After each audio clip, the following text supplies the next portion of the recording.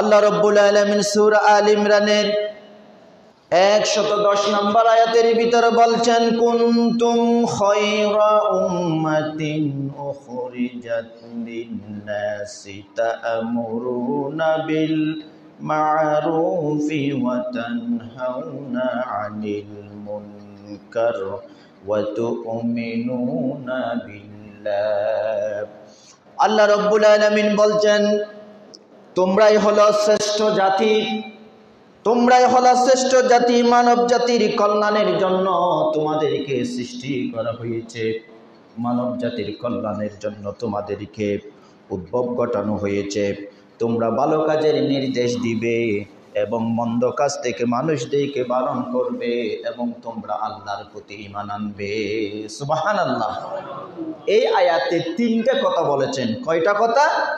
তিনটা। তোমরা হচ্ছে সর্বশ্রেষ্ঠ জাতি।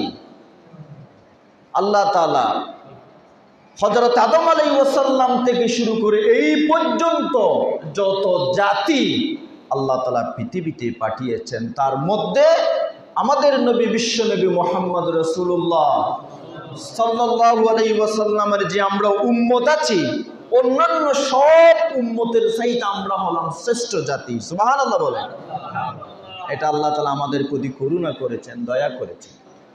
আল্লাহ রাব্বুল আলামিন বলছেন, শুধু শ্রেষ্ঠ জাতি হয়ে বসে থাকবে না, তোমাদের কাজ হলো তোমরা মানুষদেরকে ভালো কাজের নির্দেশ দিবে, অন্যায় অসৎ সীমালঙ্ঘন কাজ থেকে মানুষদেরকে বারণ করবে এবং আল্লাহর প্রতি ঈমান আনবে। আল্লাহ রাব্বুল আলামিন সূরা মাইদার 2 নম্বর আয়াতের ভিতরে বলছেন, ওয়া তাআওয়ানু আলাল বিররি ওয়াত তাকওয়া ওয়া লা তাআওয়ানু আলাল ইসমি ওয়াল উদওয়ান। আল্লাহ রাব্বুল আলামিন বলছেন, সৎ কাজ এবং আত্মসংযমে তোমরা পরস্পরকে সহযোগিতা করো, পাপ সীমা লঙ্ঘনের কাজ থেকে তোমরা একজন অপরজনকে সহযোগিতা করবে না। তাহলে এই দুইটা আয়াতের মধ্যে আমরা যখন একটু পর্যালোচনা করি, কম্পায়ার করি, তাহলে এই দুইটা আয়াতের ভিতরে আমার আল্লাহ পরোপকারের কথা বলেছেন, মানুষের প্রতি ইহসানের কথা বলেছেন, হকের কথা বলেছেন এবং অন্যায় অপরাধ কর্মকাণ্ড থেকে মানুষদেরকে বিরত থাকার নির্দেশনা দিয়েছেন। সুবহানাল্লাহ বলেন। এই দুইটা আয়াত সামনে নিয়ে আমরা আজকে কথা বলব। আমার প্রিয় বন্ধুগণ, নবী করিম সাল্লাল্লাহু আলাইহি ওয়াসাল্লামের সাহাবী হযরত আব্দুল্লাহ ইবনে উমর থেকে হাদিস বর্ণিত হয়েছে, আমার নবীর কাছে এক ব্যক্তি এসে প্রশ্ন করল, ইয়া রাসূলুল্লাহ, আইয়ুন নাসি আহাব্বু ইলাল্লাহ, আল্লাহর কাছে কোন ব্যক্তি সবচাইতে বেশি উত্তম? আল্লাহর কাছে কোন ব্যক্তি সবচাইতে বেশি উত্তম, সবচাইতে বেশি পছন্দনীয়? আমার রাসূল বলছেন, ফাকালা আহাব্বুন নাসি ইলাল্লাহি আনফাউহুম লিন-নাস, আল্লাহর কাছে সবচাইতে উত্তম এবং গ্রহণযোগ্য ব্যক্তি হলো যেই ব্যক্তি সবচাইতে বেশি মানুষের উপকার করে। সুবহানাল্লাহ। মানুষের উপকার যেই ব্যক্তি বেশি করে, ওই ব্যক্তি আমার আল্লাহর কাছে সবচাইতে গ্রহণযোগ্য ব্যক্তি। সুবহানাল্লাহ বলেন। অনেকে আছে মানুষের কোনো উপকার নাই, এ ধরনের মানুষ আছে কি না? তার কাছে কোনো কিছুর অভাব নাই, উপকার বলতেই কিছু করে, মানুষের উপকারের জন্য তার কিচ্ছু নাই, অথচ আল্লাহ তাআলা তাকে কোনো দিকে কমতি দেয় নাই, সব দিয়েছে। সেই চাইলে মানুষের অনেক উপকার করতে পারে, পারে কি পারে না? কিন্তু মানুষের দিকে তাকায় না। এই ধরনের মানুষ আছে না? আমার প্রিয় বন্ধুগণ, তাহলে নবী বলছেন আল্লাহর কাছে সবচাইতে প্রিয় ব্যক্তি হলো, আল্লাহর কাছে সবচাইতে গ্রহণযোগ্য ব্যক্তি হলো ওই ব্যক্তি যে মানুষের সবচাইতে বেশি উপকার করে।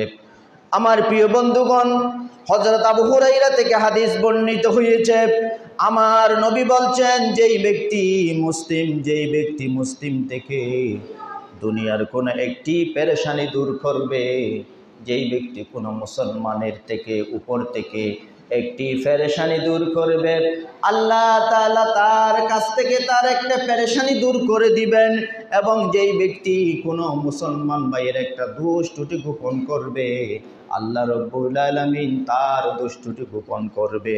এবং যতক্ষণ পর্যন্ত যেই ব্যক্তি কোনো একজন ব্যক্তিকে সাহায্য সহযোগিতা করবে, আমার আল্লাহ তাআলা বলছেন ওই ব্যক্তির কঠিন মুহূর্তে কিয়ামতের ময়দানে আমি তাকে সাহায্য সহযোগিতা করে তাকে জান্নাতের সার্টিফিকেট দিয়ে দেব।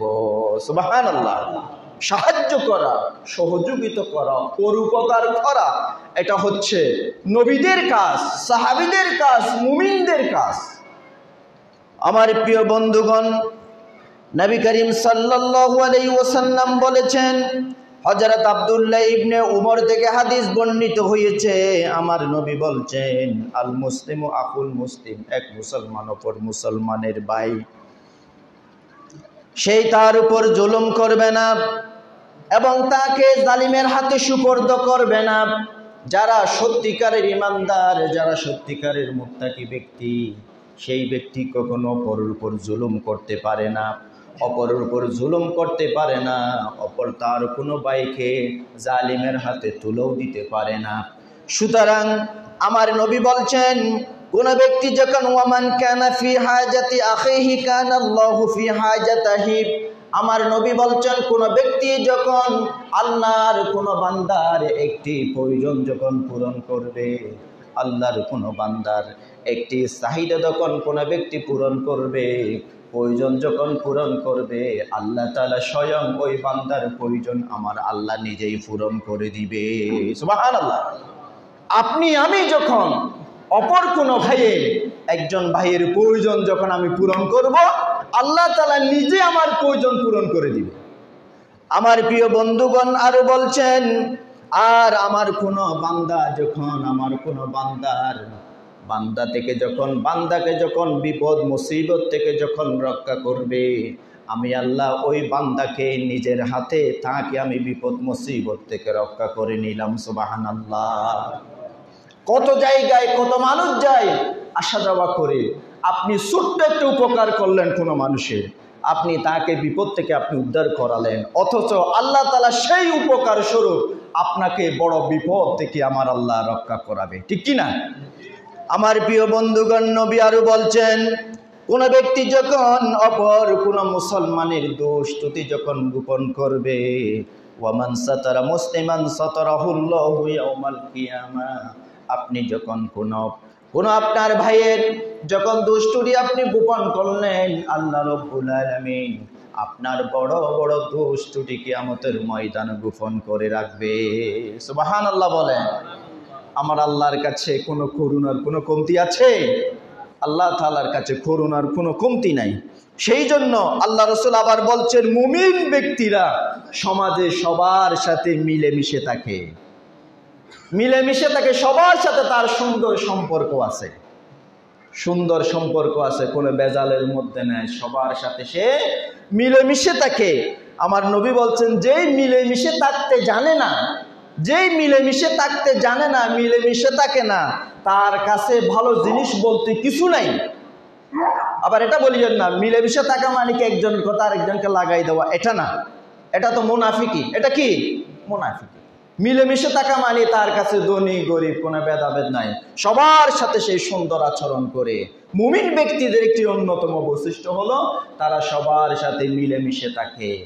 আর যারা সমাজের মানুষের সাথে মিলেমিশে থাকে না, নবী বলছেন তাদের কাছে কোনো ভালো জিনিস বলতেই নাই।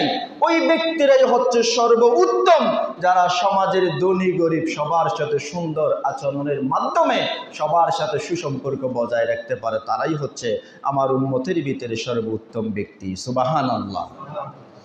আমার প্রিয় বন্ধুগণ, নবী করিম সাল্লাল্লাহু আলাইহি ওয়াসাল্লাম আরো বলেছেন, ওই শাসক, ওই ইমাম, ওই শাসক, ওই নেতা হচ্ছে সবচাইতে নিকৃষ্ট, যার কাছে জনগণের দরজা বন্ধ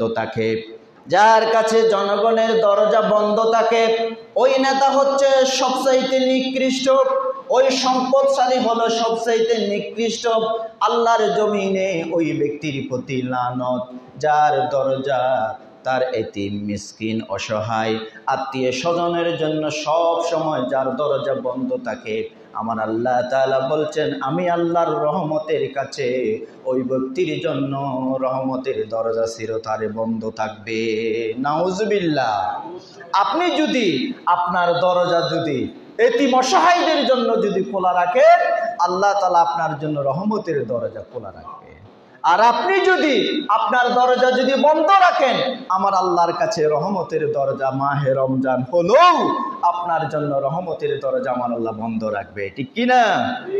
কাল কিয়ামতের ময়দানে আল্লাহ তাআলা বলবেন আমি অসুস্থ হয়েছিলাম, তুমি আমাকে সাহায্য করো নাই, আমার সেবা তুমি করো নাই, আমি অভুক্ত ছিলাম, তুমি আমাকে খাবার দাও নাই, আমি তৃষ্ণার্ত ছিলাম, তুমি আমাকে পানীয় পান করো নাই।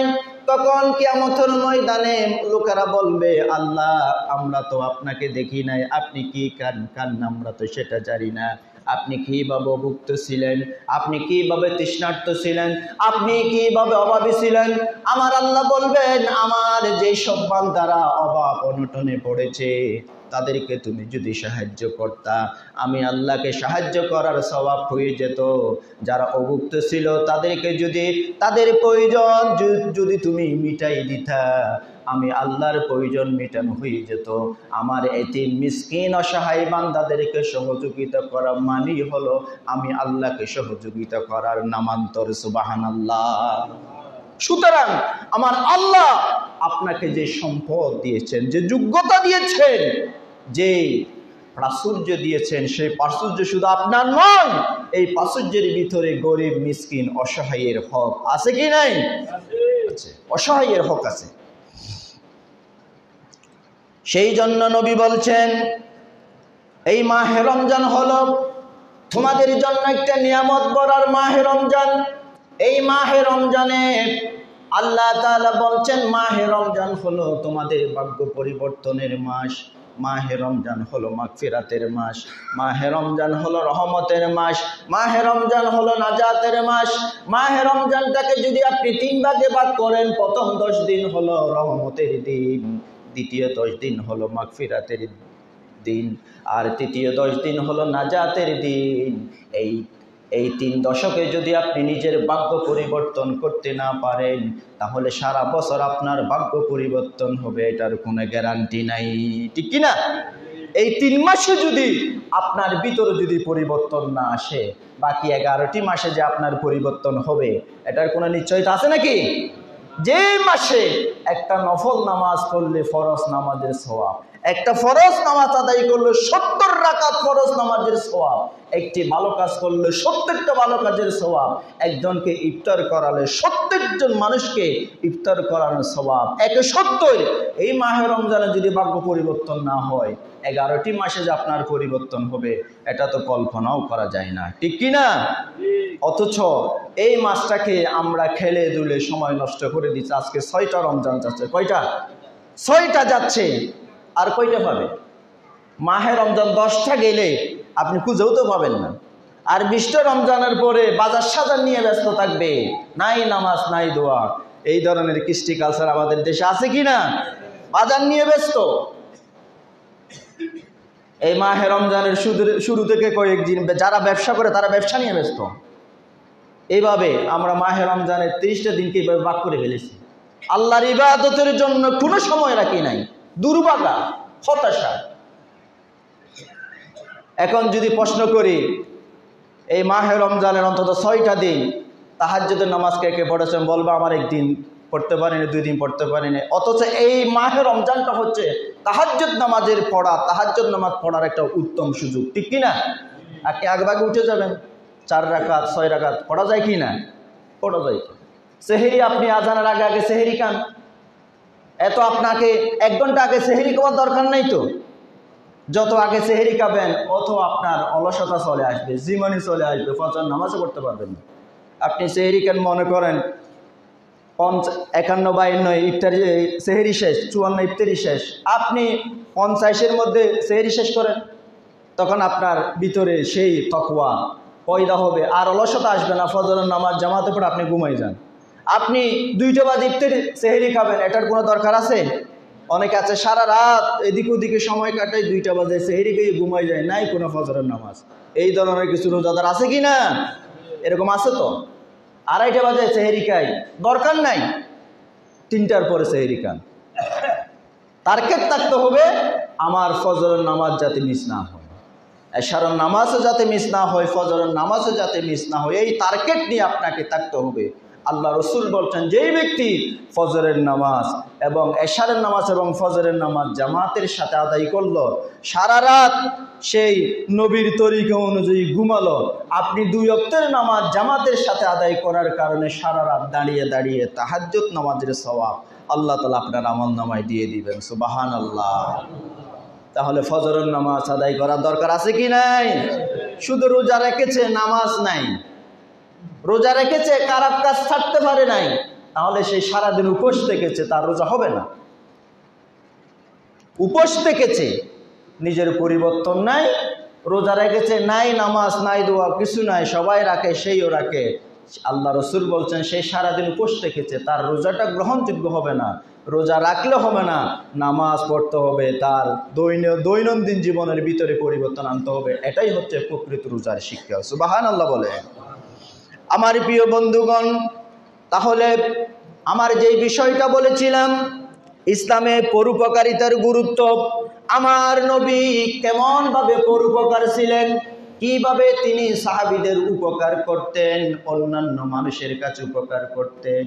এমনকি একজন কাফির আমার নবীর দরবারে আসলেও আমার নবী ওই কাফিরকে পর্যন্ত উপকার করতে তিনি বলতেন না। সুবহানাল্লাহ।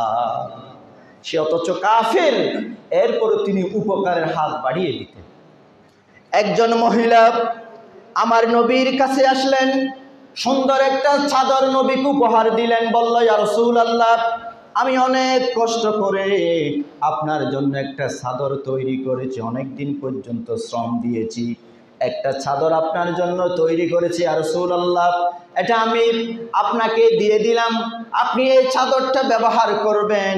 এই চাদর আমার নবী গায়ে পরিধান করে সাহাবীদের সামনে যখন আসলেন, একজন সাহাবী বলল, ইয়া রাসূলুল্লাহ, এই চাদরটা আপনাকে দারুণ মানাচ্ছে, অনেক সুন্দর লাগতেছে ইয়া রাসূলুল্লাহ, এই চাদরটা আপনি আমাকে দিয়ে দেন। এই কথা বলার সাথে সাথে আমার নবী মুস্কি হাসলেন। মুস্কি হাসার পরে আমার নবী হুজরার ভিতরে চলে গেলেন, আরেকটি কাপড় পরিধান করলেন, পরিধান করার পরে ওই চাদরটা বাস করে ওই সাহাবীর জন্য নিয়ে আসলেন। ওই মজলিসের মধ্যে যে কয়েকজন যে সাহাবী ছিল, তারা বলতে লাগলো, তুমি তো একটা বড় অন্যায় করেছ, একজন মহিলা আমার নবীকে ভালোবেসে একটা চাদর দিয়েছে, অথচ সেই চাদর তুমি আমার নবী থেকে দাবি করলা। আমার নবী তো এমন নবী, যেই নবীর কাছে সাহাবীরা যখন কোনো কিছু চাই, আমার নবী নিজে না গিয়ে সাহাবীদেরকে আগে দিয়ে দিতেন। সুবহানাল্লাহ। এমন নবী শিক্ষা দিয়েছেন আমাদেরকে। আমার নবী ওই চাদরটা সাহাবীকে দিয়ে দিলেন, অথচ ওই মহিলা অনেক কষ্ট করে নবীর জন্য যে চাদরটা তৈরি করেছে, নিজের হাতে তৈরি করেছে, আমার নবী যখন চাদরটা দিয়ে দিলেন, অন্যান্য সাহাবীরা বলল, তুমি এই কাজটা কেন করলা? নবী তো চাদরটা দিয়ে দিলেন। তখন ওই সাহাবী চোখের পানি ছেড়ে দিল, আল্লাহর কসম করে বলল, আমি আল্লাহর কসম করে বললাম, আমি এই চাদরটা এই জন্য নিয়েছি, আমি যখন মারা যাব এই চাদর দিয়ে যাতে আমার কাফনের ব্যবস্থা হয়, সেই জন্য আমি আমার নবীর কাছ থেকে চাদরটা দাবি করেছি। সুবহানাল্লাহ। দেখেন কোথায় মহব্বত। আমি এই চাদরটা গায়ে জড়ানোর জন্য নয়, এই চাদরটা দিয়ে আমার নবীর গায়ের চাদর দিয়ে আমি যদি কবরে যেতে পারি, এটার চাইতে সৌভাগ্য আর কিছু হবে না। সুবহানাল্লাহ। এই হাদিসের রাবি বলছেন হযরত সাহাল ইবনে সাদ, উনি বর্ণনা করলেন, আমি দেখলাম ওই সাহাবী যখন মারা গেল, ওই সাহাবী আমার রাসূলের কাছ থেকে যেই চাদর নিয়েছে, আমি দেখেছি ওই সাহাবী যখন মারা গিয়েছে, আমি আমার কাছে ওই কথা যখন মনে পড়লো, আমি তাড়াহুড়ো করে গিয়ে দেখলাম ওই ব্যক্তির গায়ের মধ্যে সাদা কোনো কাপড় নয়, আমার নবী যে চাদরটা দিয়েছেন সেই চাদরটা ওই ব্যক্তি কাফন হিসেবে ব্যবহার করে কবরে গিয়েছে। সুবহানাল্লাহ। এটাকে বলা হয় পরোপকার। আমার নবী এইভাবে পরোপকার ছিলেন।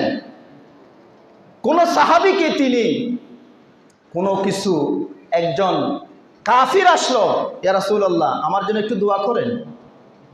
আমার নবী দোয়া করে দিলেন, যাও। সে কয়েক মাস করে নবীর হাতের উপর হাত রেখে ইসলাম গ্রহণ করলেন। জোরে বলেন সুবহানাল্লাহ। এটা দোয়া।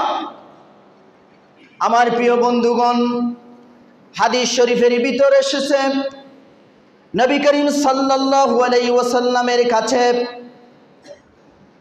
একজন লোক আসলেন।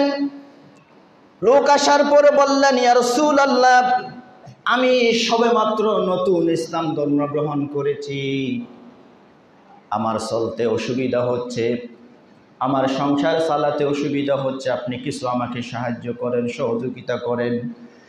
আমার নবী ওই সাহাবীকে এমন ভাবে দান করলেন, হাদিস শরীফের ভিতরে এসেছে ফাআতাহু গানামান বাইনা জাবালাইনি, দুই পাহাড়ের মাঝখানে যে সমতল জায়গা আছে, আমার নবী ওই সাহাবীকে এমন ভাবে ছাগল দান করলেন, দুই পাহাড়ের মাঝখানের সমতল জায়গা ছাগল দিয়ে পরিপূর্ণ হয়ে গিয়েছে।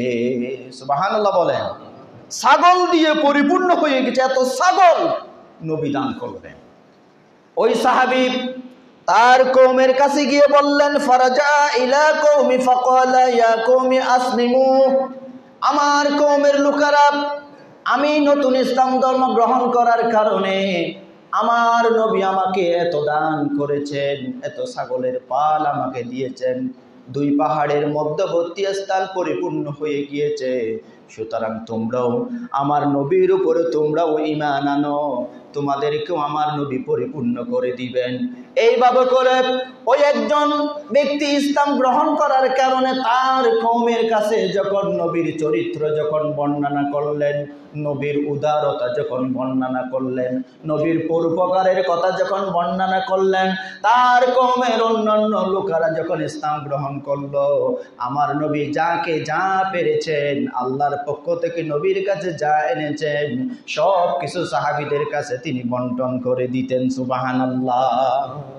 শুধু সাহাবীদেরকে নয়, তিনি কোন কাফের আসলেও সেই কাফেরকেও সমভাবে তিনি সাহায্য সহযোগিতা করতেন। উনি হচ্ছেন আমার নবী, ঠিক কিনা?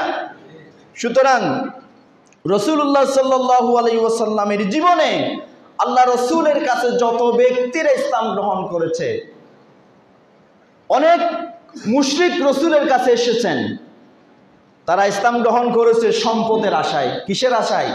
সম্পদের আশায়। তারা বলতেছে রসুলের হাতে যদি আমরা হাত রেখে ঈমান গ্রহণ করতে পারি, তাহলে তো ওই ব্যক্তির মতো আমি অনেক সম্পদ পাবো। অথচ ওই ব্যক্তি ঈমান এনেছে, সম্পদও পেয়েছে, কিন্তু 2-1 মাস যেতে না যেতে তার সম্পদ মূল বিষয় নয়, ওই ব্যক্তি ঈমান গ্রহণ করার কারণে আমার রসুল তার কাছে সবার ঊর্ধ্বে সম্মানের পাত্র হয়ে গেল। জোরে বলেন সুবহানাল্লাহ।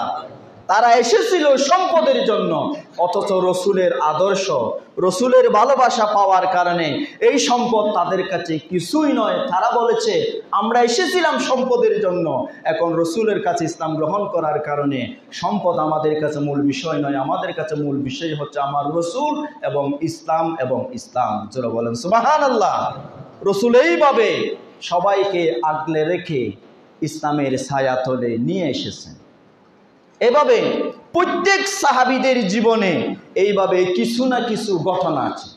একজন বৃদ্ধা মহিলা, মরুভূমির মধ্যে কুড়ে ঘর, ছোট্ট একটা ঘর, নাই কোনো তার ছেলে সন্তান, নাই কোনো মেয়ে, তার সেবা করার মতো কেউ নেই।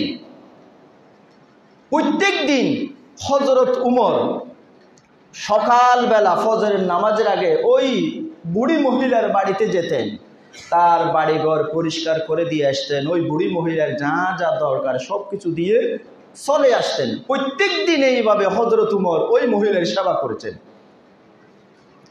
সেবা করতে করতে কয়েকদিন পরে দেখলো হযরত উমর যাওয়ার আগেই কে জানি ওই মহিলার সমস্ত বাড়িঘর পরিপাটি করে একদম পরিষ্কার পরিচ্ছন্ন করে চলে যায়। হযরত উমর যাওয়ার পরে দেখলো সবকিছু পরিপাটি। কয়েকদিন এইভাবে যখন হচ্ছে, আরেকদিন খুব সকালে হযরত উমর উঠলেন, উঠার পরে ওই বুড়ি মহিলার বাড়ির কিনারায় আড়ালে দাঁড়িয়ে থাকলেন। এই কাজটা কে করে? আমি তো প্রতিদিন করি, অথচ আমার আগে কে আসে এখানে এই কাজটা করার জন্য, এই বুড়ি মহিলার পরিচর্যা করার জন্য। বাড়ি পরিষ্কার করার জন্য বুড়ি মহিলার যা যা একদিনে প্রয়োজন সবকিছু করে দেওয়ার জন্য কে আসে?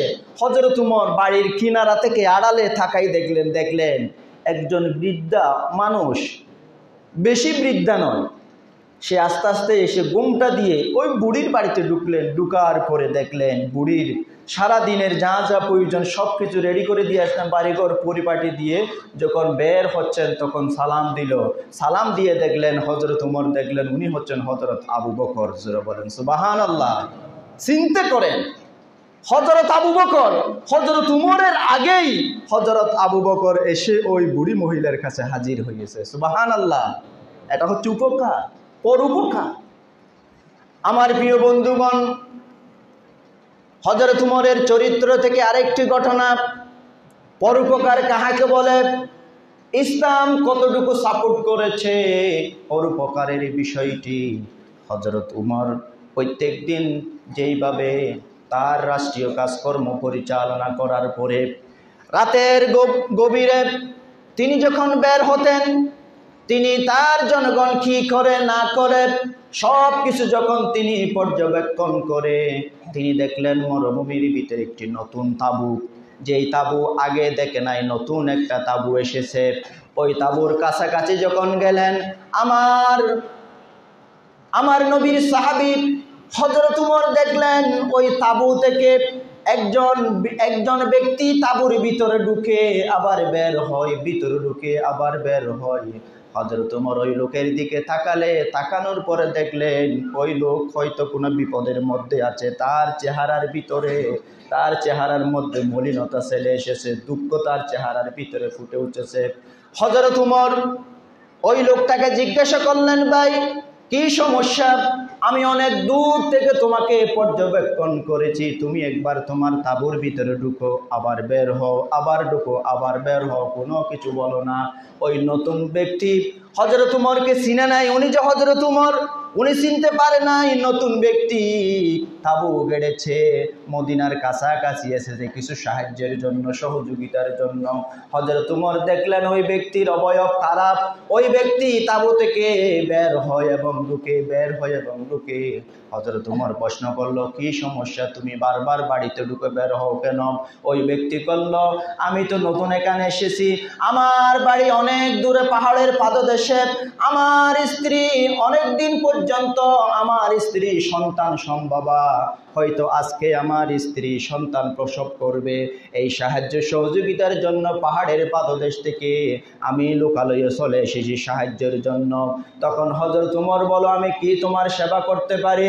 ওই ব্যক্তি বলল, আমি হযরত উমরের দেশে এসেছি, হযরত উমরের সাহায্যের জন্য এসেছি, হযরত উমরকে আমি কিভাবে পেতে পারি? হযরত উমর যে ওই ব্যক্তির সাথে নিজেই কথা বলতেছেন ওই ব্যক্তি নিজেও জানে না। জোরে বলেন সুবহানাল্লাহ। উনি বলল, এখন তোমার কি সাহায্য করতে পারি? উনি বলল, আমার স্ত্রী সন্তান সম্ভবা, আমার স্ত্রী সন্তান সম্ভবা, আমার স্ত্রী সন্তান হবে, এই ক্ষেত্রে আমি অনভিজ্ঞ, আমি এই কাজটা আমি জানি না। এখন আমার স্ত্রী বারবার কান্না করে, আমি আমার স্ত্রীর কান্না সহ্য করতে না পেরে, আমার কোনো আত্মীয় স্বজন এখানে কেউ নেই, তার সাহায্য সহযোগিতা করার জন্য কেউ নেই, আমি কাউকে চিনি না। হযরত উমর বলল, তাহলে একটু অপেক্ষা করো। হযরত উমর তাড়াহুড়ো করে নিজের বাড়িতে গেলেন। বাড়িতে যাওয়ার পরে হযরত উমর গভীর রাতে তার স্ত্রীকে জাগালেন, প্রাণের স্ত্রী তুমি ঘুম থেকে উঠো, তোমাকে আজকে ভালো কাজ করতে হবে, আমাদের লোকালয়ে একজন অপরিচিত ব্যক্তি এসেছে, সন্তান সম্ভবা, ওই ব্যক্তি তার স্ত্রীকে সাহায্য করতে পারে না, তুমি আসো। ওই সন্তান ডেলিভারি করার জন্য যত সরঞ্জাম দরকার, যা কিছু দরকার, হযরত উমর নিজের স্ত্রীকে ওই বাড়ির ভিতরে ঢুকাই দিলেন। কিছুক্ষণের ভিতরে সন্তানের আওয়াজ আসলো। হযরত উমরের স্ত্রী বের হলেন, বের হওয়ার পরে বলল, আমিরুল মুমিনিন টেনশন করবেন না, আল্লাহ তাআলা ওই গোলামকে একটি ফুটফুটে পুত্র সন্তান দিয়েছে। সুবহানাল্লাহ। পুত্র সন্তানের মালিক হয়েছে। তখন হযরত উমরের স্ত্রী যখন বলল আমিরুল মুমিনিন, এই কথা বলার সাথে সাথে ওই লোকের মাথা ধরে গেল, হায় সর্বনাশ, যেই উমরের খুঁজে, যার সাহায্যের জন্য আমি এসেছি, সেই উমর তো আমার দরবারে হাজির হয়ে গিয়েছে। জোরে বলেন সুবহানাল্লাহ। তখন হযরত উমর বলল, তুমি আমার এলাকায় এসছো, লোকালয়ে এসেছো, আমি তো তোমার খোঁজ আগে নিতে পারি নাই। আল্লাহ তাআলা তোমাকে পুত্র সন্তান দিয়েছেন, তোমার স্ত্রীও সুস্থ আছে, তোমার পুত্রও সুস্থ আছে। হযরত উমরের স্ত্রী যতক্ষণ পর্যন্ত বাড়ির মধ্যে ছিলেন ততক্ষণ পর্যন্ত হযরত উমর নিজেই ওই মেয়ে এবং ওই পুরুষের জন্য নিজেই হযরত উমর বাহিরে তাদের উভয়ের জন্য রান্না বান্না করলেন। জোরে বলেন সুবহানাল্লাহ। এটাই হচ্ছে পরোপকার। এই শিক্ষা আমার রাসূল আমাদেরকে শিখিয়ে দিয়েছেন, সাহাবীরা শিখিয়ে দিয়েছেন। সুতরাং আমাদের দেশে, আমাদের সমাজে পরোপকার বলতেই নাই, ঠিক কি না? এই মাহে রমজান হচ্ছে এমন একটি মাস, এই মাহে রমজানে আপনাকে মানুষের খোঁজখবর নিতে হবে। আপনার সম্পদ আছে, টাকা আছে, মানুষের খোঁজখবর নেন, তাকে অন্তত কিছুটা সহযোগিতা করার জন্য হাত বাড়ান, তার একটু খোঁজখবর নেন। কোন মানুষ অভাবে আছে, অভাব অনটনে, তার কাছে একটু পাশে দাঁড়ান। ওই ব্যক্তির অন্তর যখন খুলে যাবে, ওই ব্যক্তি যখন মন খুলে যখন দোয়া করবে, সেই দোয়া আমার আল্লাহর আরশ আজিম পর্যন্ত পৌঁছিয়ে যাবে, ঠিক কি না? অথচ মানুষের আল্লাহ তাআলা বলছেন ইন্নাল্লাহা আলিমুন বিজাতিস সুদূর, আমার আল্লাহ মানুষের মনের কল্পনার ভিতরে কি কল্পনা জল্পনা হয় এই সব কিছু আমার আল্লাহ জানে। জানেন কি জানেন না? মনের কল্পনা। আসুন, এই মাহে রমজান হচ্ছে বরকতের মাস। এই মাহে রমজান হলো সিয়াম সাধনের মাস। এই মাহে রমজান হলো আবার আপনার নিজের ভাগ্য পরিবর্তনের মাস।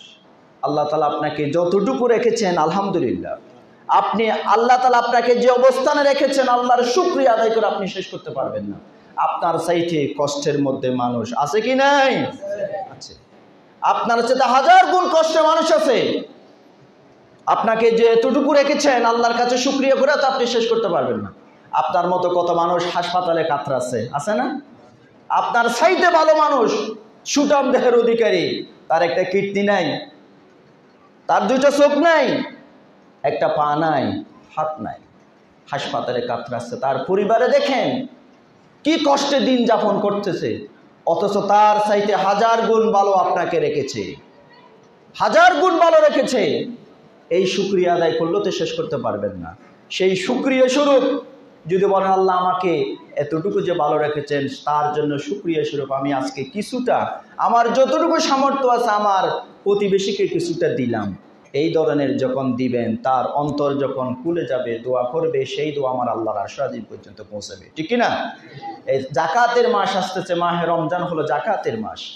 আপনার আত্মীয় স্বজনকে আপনি জাকাত দেন, একটা অংশ পারলে যারা ইসলামী আন্দোলন করে তাদেরকে দেন। তারপরে এই বিগত আন্দোলনে প্রায় 2000-এর মতো ছেলে সন্তান শাহাদত বরণ করেছে, তাদের পরিবারে খোঁজ নিয়ে দেখেন কি কষ্টে আছে।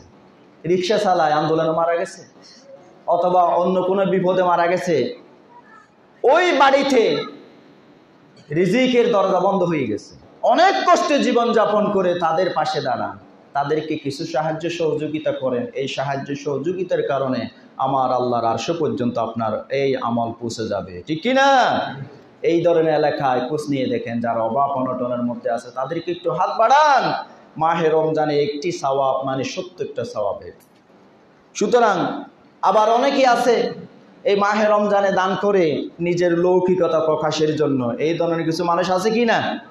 আমাকে দানশীল বলুন, এটা না। আপনি দান করবেন আল্লাহর ওয়াস্তে। কার ওয়াস্তে?